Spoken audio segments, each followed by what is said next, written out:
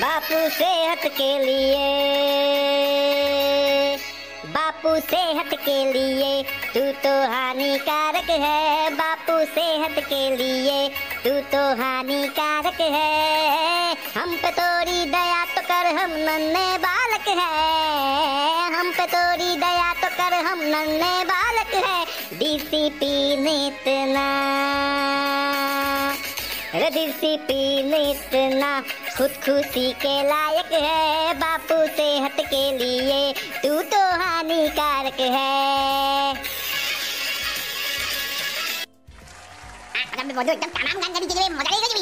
আরে গানটো তো ভাল ভাল, সিনেমাখন আৰু বেছি ভাল। কি মজা লাগিছিল ৰে এখন সিনেমা চাই। দঙ্গল সিনেমাখন সঁচাকে কিন্তু বহুত ধুনীয়া সিনেমা বনাইছে দেই।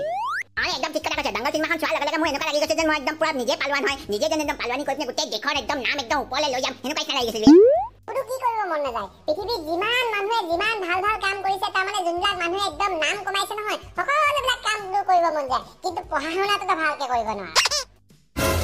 হয় নেকি? পঢ়া শুনা ভালকে কৰিব নোৱাৰা? তই কি বহুত ভালকে কৰিব পাৰ নেকি? মই যদি দুটা ছাবজেক্টত গেলাইছো, তই দুটা বিষয়তে গেলাইছ, বুজিছ নাই? আৰু এটা কথা মনত ৰাখিবি, তোৰ যিমানখিনি নম্বৰ আছে নহয় আৰু মোৰ যিমানখিনি নম্বৰ আছে নহয়, গোটেইখিনি মুঠ যদি ওলাই নহয়, মই তেতিয়া 1 নম্বৰ বেছি পাইছো। গতিকে তোতছে মই ওপৰত আছে, মনত ৰাখিবি দেই। এটা বস্তু মনত ৰাখিবি, 1 নম্বৰত ফেল হোৱাটো ফেল, 10 নম্বৰত ফেল হোৱাটো ফেল, তইও ফেল মইও ফেল। সেইটো কাৰণে দুটাৰ মাজত একো একদম পুৰা এই ভেদভাৱটো ৰাখিব নালাগে, বুজিছ নাই? মই অকল মোৰ মনৰ কথাটো কৈছো। মোৰ মনৰ যোনটো একদম পুৰা ভাৱনাটো আছে সেইটো মই ব্যক্ত কৰিছো। আৰু তই মাজতে কেনেকে মাত মাৰিছ, সেনেকে মাত কিকানে মাতিছ হা? মই তোৰ লগত কাজিয়া লগালে, তই মোৰ লগত কাজিয়া লাগি লৈছ আগতে। তাতে কিয়? খংটো তই বেছি কৰিছ, টেম্পাৰটো তোৰহে ফাটিছে। কেংকে চিঞৰ তইহে মাৰিছ, মই মতা নাই নহয়। কেংকে মাতো ফেংকে মাতো মোৰ কথা, মই মোৰ মনৰ কথাটো কৈছো। তই মাজতে মোক ইটিকিং কিকানে কৈছ। মই ইটিকিং বস্তুটো খুব বেয়া পাওঁ, মনত ৰাখিবি দেই। আৰু মোৰ যদি খং উঠি যায় নহয়, কথা বহুত বেয়া হৈ যাব, মনত ৰাখিবি। থবে তো টেম্পাৰটো মই মুতি পিনে ঠাণ্ডা কৰি দিম, বুজিছ? কি মোক সেই দুখীয়া মানুহটো নিচিনা ভাবিছ নেকি? কি তাৰ গাত কোনোবাই মুতি দিব আৰু সি মনে মনে চাই থাকিব? মই সেনেকুৱা নহয় দেই। মোৰ গাত যদি মুতিব অহা নহয়, ইমিডিয়েটলি তো কণ্ট্ৰল কাটি দিম, মনত ৰাখিবি। ভাল বস্তু এটা মনত পেলালি দেই। এই ঘটনাটো মানে দেখাৰ লগে লগে কিবা নিচিনা লাগি গৈছিল। মানুহটো ইমান অসভ্যামি কৰিছে। এনেকুৱা অসভ্যামি কৰিব লাগে নেকি?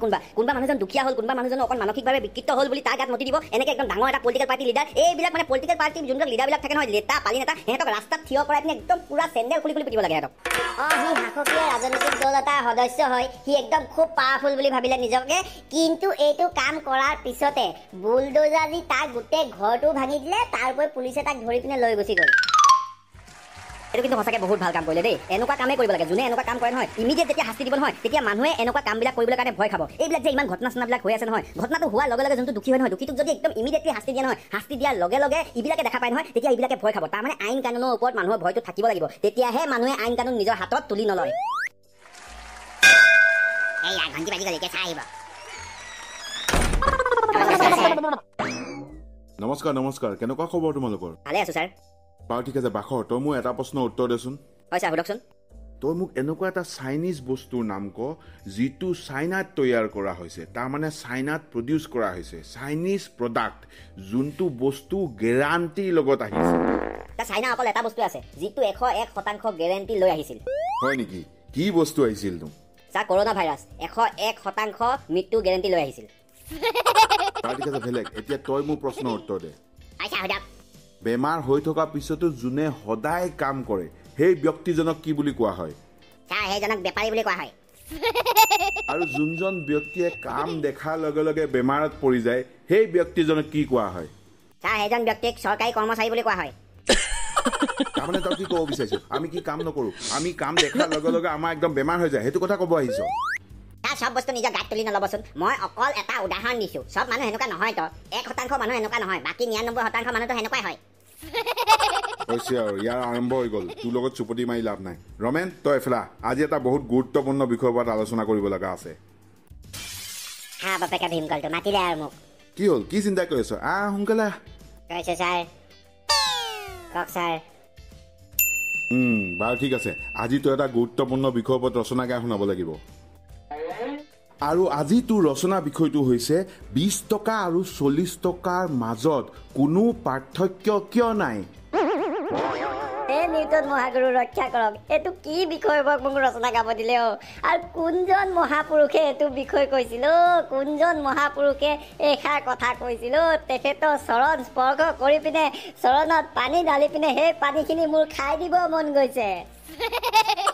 কি হ'ল ৰমেন, মনৰ ভিতৰত কি বলকি আছ? পাৰিবি খ, চেষ্টাৰ অসাধ্য একো নাই নহয়।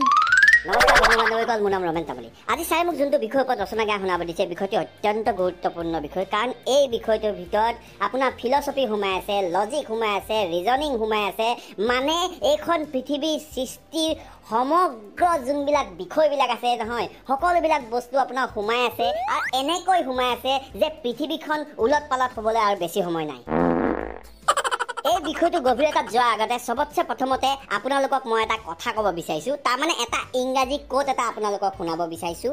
কোটটো হৈছে, when you are dead you don't know you are dead because the pain is felt by others. The same thing happens when you are stupid.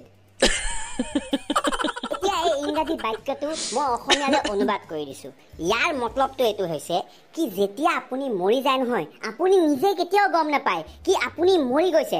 কাৰণ সেই দুখটো, সেই বেদনাটো অকল আপোনাৰ আত্মীয় যিমানবিলাক মানুহ আছে নহয়, তেখেতলোকেহে ভোগে। আৰু সেই একেই বস্তুটো হয় যেতিয়া আপুনি অলগদ্ধ, মূৰ্খ, জধামূৰ্খ হয়। কাৰণ আপুনিতো গম নাপায় আপুনি অলগদ্ধ হয় নে, জধামূৰ্খ হয় নে, গাধা হয়। আপোনাৰ আশে পাশে যিমানবিলাক মানুহ থাকে তেখেতলোকেহে গম পায় আপুনি কি হয়। গতিকে এই যোনটো আপোনাৰ দুখটো আছে, বেদনাটো আছে নহয়, সেই বেদনাটো ভুগিব লগা হয় আপোনাৰ আশে পাশে থকা মানুহবিলাকে। এতিয়া আমাৰ যোনটো মূল বিষয়টো আছে, সেই মূল বিষয়টোত আমি আহিছোঁ। আজি বিষয়টো হৈছে 20 টকা আৰু 40 টকাৰ মাজত কোনো পাৰ্থক্য কিয় নাই। সঁচা কথা কৈছে, একদম সত্য কথাই মই আপোনাক কৈছোঁ, 20 টকা আৰু 40 টকাৰ মাজত সঁচাকৈ কোনো পাৰ্থক্য নাই। কাৰণ চাওক, আপুনি যদি বজাৰলৈ গৈ পিনে কিবা এটা বস্তু ল'লে, আপোনাৰ লগত 40 টকা আছে, আপুনি 20 টকা কিবা এটা বস্তু যদি লয় নহয়, তেতিয়া আপুনি সেই 40 টকাটো দি দিয়াৰ লগে লগে আপুনি 20 টকা ঘূৰাই পায়। গতিকে 20 টকা লৈ গৈ পিনে আপুনি 20 টকাটো ঘূৰাই লৈ আনে। গতিকে 20 টকা আৰু 40 টকাৰ মাজত পাৰ্থক্য কেনেকৈ থাকিব কওকচোন? যেতিয়া মানুহ সত্যত থাকে নহয়, যেতিয়া মানুহে সঁচা কথা কয় নহয়, তেতিয়া গোটেই পৃথিৱী সেই মানুহজনৰ পকৰত লাগি যায়। কিন্তু এইটো বেয়া কথা হয়। এই যোনটো মহাবাণীটো আছে নহয়, এই যোনটো আকাশবাণীটো আছে নহয়, এই আকাশবাণীটো সত্য হয় আৰু এইটো চিৰ সত্য হৈয়ে থাকিব। 20 টকা আৰু 40 টকাৰ মাজত পাৰ্থক্য নাই। আপুনি নিজে চাই লওক, 40টো আপুনি ওপৰত লিখিলে আৰু তাৰ মাজত আপুনি কিবা এডাল আঁচ এডাল পাৰি দিলে, আঁচডাল পাৰি পিনে তলত আপুনি 20 লিখি দিলে। এতিয়া শূন্য দুটা আপুনি কাটি দিলে, ঠিক আছে। তাৰপিছত 2 দি আপোনাৰ 4টো আপোনাৰ কাটি দিলে, আকৌ 2টো থাকি যায়, হয় নাই? গতিকে আপুনি চাওক, যোনটো আপোনাৰ বস্তুটো আছে নহয়, আল্টিমেটলি মেইন বস্তুটো হৈছে কি 20 টকা আৰু 40 টকাৰ মাজত পাৰ্থক্য নাই। কাৰণ 20 টকা আপোনাৰ থাকিয়ে যায় দেখোন হাতত সদায়। বস্তু মনত ৰাখিব, যিকোনো বস্তু এটা আধাটো সদায় আধাই হৈ থাকে, কেতিয়াও সেইটো সম্পূৰ্ণ হ'ব নোৱাৰে।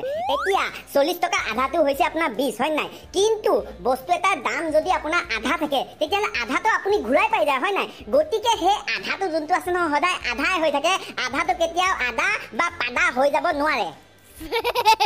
গতিকে ৰাইজ এটা বস্তু মনত ৰাখিব, আধা বস্তুটো যেতিয়া আপুনি লগত ৰাখে নহয়, তেতিয়া সকলোবিলাক জেগাতে আপুনি সফল হ'ব পাৰিব। কাৰণ ইণ্টাৰভিউ এটা যেতিয়া আপুনি দিব যায়, আৰু ইণ্টাৰভিউ যদি আপুনি দৰমহাটো 10,000 থাকে আৰু আপুনি যদি কয় মই আধাত কাম কৰি দিম, তেতিয়া আপুনি চাকৰিটো পাই যাব। কথাটো গম পাইছে নাই?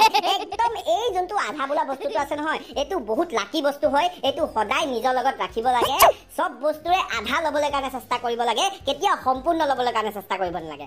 কাৰণ সম্পূৰ্ণ ল'বলৈ কাৰণে চেষ্টা কৰিলে বেলেগবিলাকৰ চকু লাগি যায় একদম, আৰু চববিলাক আপোনাৰ পিছত পৰি যায়। কিন্তু যদি আপুনি আধাতে সন্তুষ্ট হৈ থাকে নহয়, তেতিয়া কোনো মানুহে আপোনাৰ পিছে পিছে ঘূৰি ফুৰি নাথাকে, ই আধাতে আছে, হ'ব দে, একো টেনশ্যন নাই, সেনেকে ভাবি থাকে। কথাটো গম পাইছেনে? গতিকে আধাটোৱেই আচল পাদা আৰু আধা।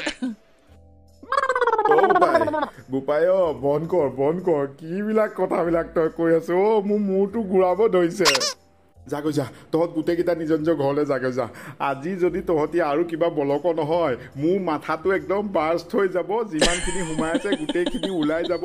কাৰণ মই মোৰ বিবেকটো অকণমান হ'লেও ব্যৱহাৰ কৰোঁ। এতিয়া তই কৈছ কি ব্যৱহাৰ কৰিব নালাগে, নকৰাকৈ মই কেনেকৈ থাকিম কচোন? মই মাষ্টৰ হয়। যা তহঁতি নিজৰ নিজৰ ঘূৰা-ঘূৰি যা। ৰাইজ ছাৰৰ মূৰটো ঘূৰাব ধৰিছে। গতিকে ছাৰৰ নিচিনা যদি আপোনালোকে বেছিকৈ বিবেকটো ব্যৱহাৰ কৰে নহয়, তেতিয়া এনেকুৱা অৱস্থাই হ'ব। গতিকে মোৰ কথা আপোনালোকে মানক। আধা হৈছে জীৱনৰ মূল মন্ত্ৰ। আপোনালোকে আধাতে সন্তুষ্ট হ'বলৈ কাৰণে চেষ্টা কৰক, বেছি মাথা খটাই নাথাকিব। মই যোনটো কথা কৈছোঁ সেই কথাটো সম্পূৰ্ণ সত্য হয়, আৰু এই কথাটো আজি প্ৰমাণিত হৈ গ'ল কি 40 টকা আৰু 20 টকাৰ মাজত একো পাৰ্থক্য নাই যদি আপোনালোকে আমাৰ ভিডিঅ'টো চাই ভাল পাইছে তেতিয়াহ'লে লাইক এটা মাৰি দিব চেনেলটো ছাবস্ক্ৰাইব কৰিবৰ কাৰণে নাপাহৰিব আজিলৈ আহিছোঁ আউৱা হৰি আউৱা ৰাম